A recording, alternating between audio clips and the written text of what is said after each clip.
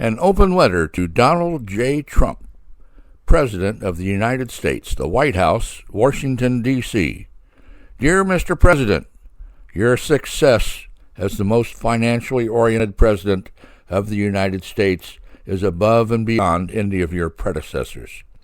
Although your financial achievements for the nation and American businesses since your election are commendable, now is the time to cap your success with an extraordinary economic feat. There is one significant and sensitive financial area that requires your attention that can be capitalized on and have geometric economic benefits throughout our nation. That is our foreign aid methodology. Historically, our foreign aid program has been a major drain on our economy, providing little or no relief to our own domestic woes. One of the major criticisms of our foreign aid program has been the realization that it's more of a dollar diplomacy effort to buy friends and cultivate the approval of foreign dictators by way of their Swiss bank accounts, with the hope that some of those monies would trickle down and benefit the common people of those countries. I would like to suggest a modest change in how we administer our foreign aid program that would have far-reaching benefits that would impact the entire economy of the United States. This would be the epitome of and set the standard of our government living up to our recommendation that we buy American. That administrative change would be to withhold 20% of the foreign aid funds for each recipient and hold those funds in reserve for the mandatory procurement of American-made goods, products, and services. Those countries receiving foreign aid would have a General Services Administration credit account or work through a Department of State administrative coordinator for those procurement efforts. Since the GSA has multiple catalogs covering much of what those countries could use, a majority of those procurements could easily be accommodated. And in those cases where the GSA listings are not inclusive of every need, the coordinating department would develop new connections and or procedures for the acquisition of those goods or commodities. This may also be an opportunity to move some of the surplus bulk agricultural goods that we have in storage, like wheat, rice, beans, and cheese, to name a few. In that we know that the GSA services hundreds of government agencies and thousands of their regional or district offices, it's not a great leap of faith to incorporate and service approximately 200 additional country accounts.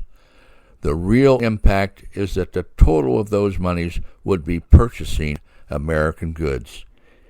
It's also recognized that certain military or leading-edge technology products may not be available for many of these countries. An additional benefit that could be derived from this policy would be the increased use of the program, where many of the countries involved would spend more than the 20% targeted by the Buy American program, further enhancing the program's benefit. Domestically, we could see the benefits throughout the supply chain of additional spending by the various agricultural segments and manufacturing companies, with increased employment, bettering employee benefits, and increased wages, along with the multiplier effect that would ripple through the economy. My recommendation is to immediately implement this procedure for any monies not yet distributed, enabling participating countries around the world to engage us in what could be one of the best world trade practices ever conceived, because 1. No tariffs are involved with their purchase. 2. We are funding the purchase of established goods known to our government. 3. We are encouraging an ongoing relationship with our recipients. We are 4. Ensuring that a significant portion of our funds are being spent on appropriate goods. 5. We are encouraging the recipient's use of the program along with our ability to audit the flow of funds and the goods acquired. And 6, most importantly, is the geometric effect it would have on the American economy by the sale of what could be $5 billion or more of products made in America annually. Perhaps the Treasury Department could calculate the total financial benefits of this strategy. I have not included any data derived in my research because it's out of date. Your staff could easily research current foreign aid accounts, amounts, and balances.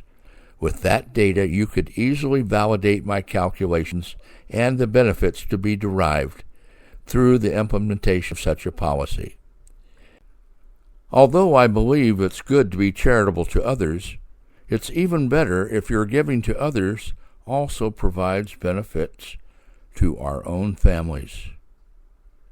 If needed, I'm open to meet with you and or your staff at a time that's mutually agreeable to discuss any of the salient points of this concept. Thank you for your time and consideration. Respectfully, Darrell Henry Lack.